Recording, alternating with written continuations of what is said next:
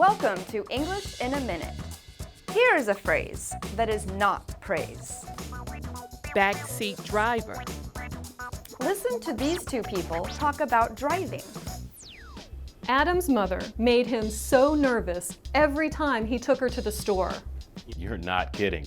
She would tell him where to turn, how fast to go, and which road to take. She was such a backseat driver. Where does this phrase come from?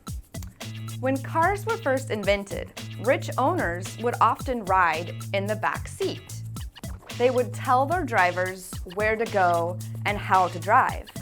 Now, when someone is a backseat driver, he is interfering, and it's considered to be bad behavior.